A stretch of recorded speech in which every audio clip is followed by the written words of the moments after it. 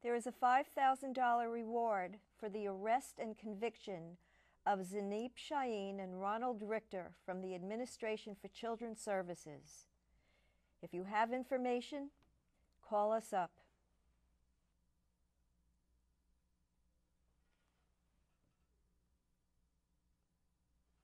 Hi, my name is DeAndrea, and welcome to The Real News. Today's program is going to be our final one concerning antidepressant drugs. The question that our legal researcher here is going to answer, Mr. Joe Carenza, are: why do we the people in this so-called greatest nation on earth have so many millions of people on antidepressant drugs? Secondly, does the profit motive alone explain the proliferation of antidepressant drugs? It's easy for you to say. Well, but I will tell you, though, I have gotten some slack doing these shows from friends of mine that are on antidepressant drugs. And what they weren't listening to are the facts that you were stating in these programs. They're saying, oh, you were just using isolated cases of people committing murders or suicide. No, they're not isolated cases.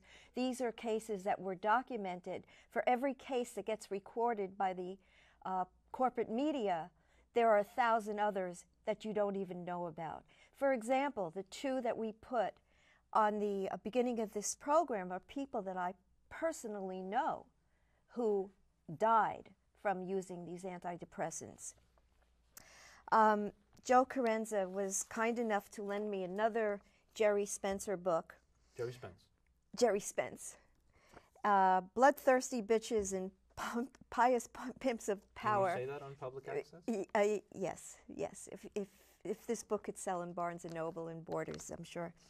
But before we start the program, I just want to give you a couple of quotes from this book from Jerry Spence. After black slavery, the worker, black and white, became the new slave who was left to fend for himself, to feed and educate his children, and to see his own burial. At the beginning of the industrial age, the working man was transformed into another commodity, an item of energy that could be converted to money. Nothing has changed. The worker is told that he is free, but as we shall see in later chapter, in ways important to human fulfillment, he is not. And he knows it, and he is angry. He senses his lost belonging, and he joins a television, church, or becomes a fanatic fan of a sports team. His anger is sometimes expressed in random violence and is recorded in the acceleration of the crime rate. His need for alcohol and drugs, and at last an escape into the plug-in drug. Television has become an epidemic to the country. Indeed, we have entered the new Prozac age. Yes, we have.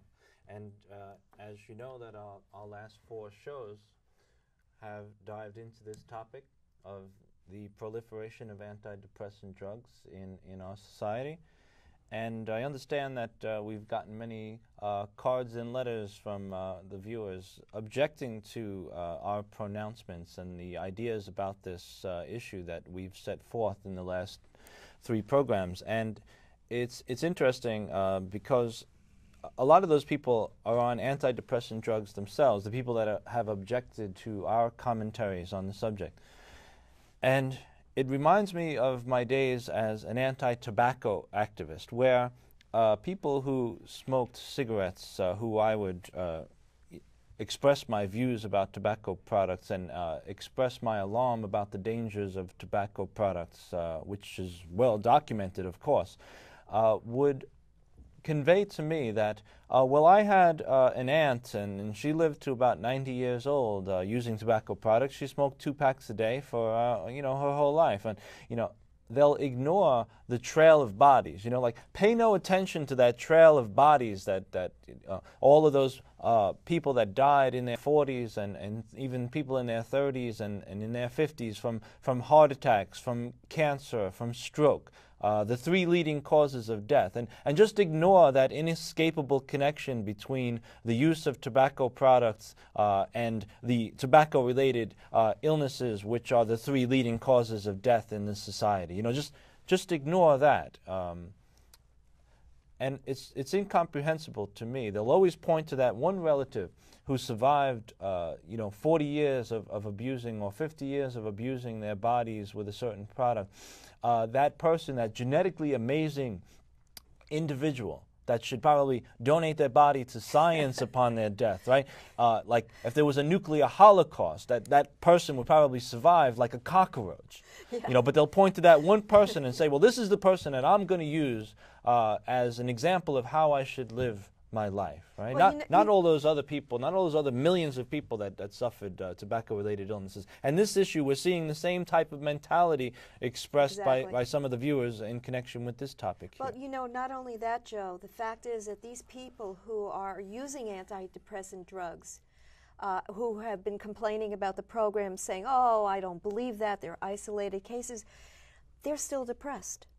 So the drugs are not even helping them. They don't even realize that they need to get off the drugs and start jogging or reading or educating themselves on a higher level, so they don't need these drugs. I have gone through so much in my life, and if anybody should be so-called legitimate, claiming to be legitimate and using antidepressant drugs, it would be me. Mm-hmm. But I know that drugs are not good for you. Any drug will cause liver damage, mm-hmm.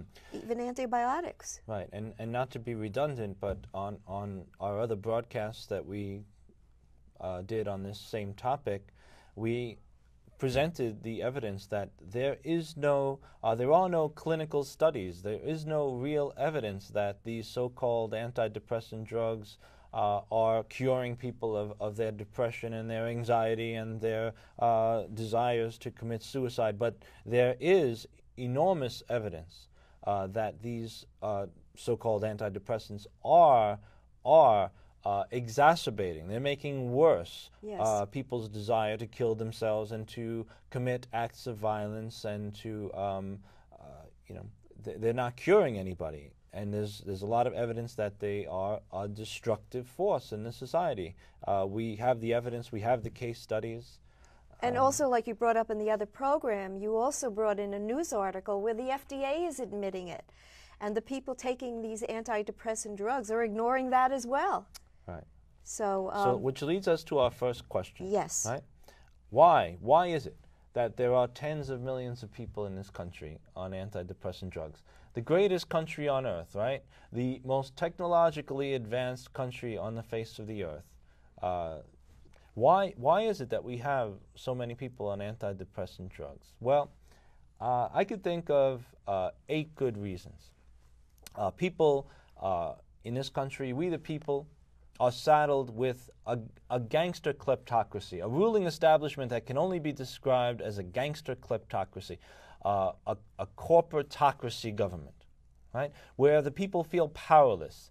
They feel uninvolved and they're disinterested in involvement in the government. They feel that, and rightly so, that we do not live in a democracy. And that is correct. We live in a dictatorship. We live in a dictatorship of the wealthiest few, where the people, this criminal enterprise masquerades as the people's servant government, and it's a megamaniacal international power structure that we're saddled with here.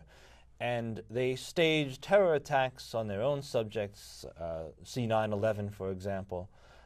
And then they use that as the excuse to plunge the people of this country into immoral and illegal wars, creating massive suffering and loss of life for the people in the victim nation and, of course, for our own people. See Vietnam, for example, right? 60,000 U.S. servicemen dead, and up to 2 million people, Vietnamese people, murdered, right? That's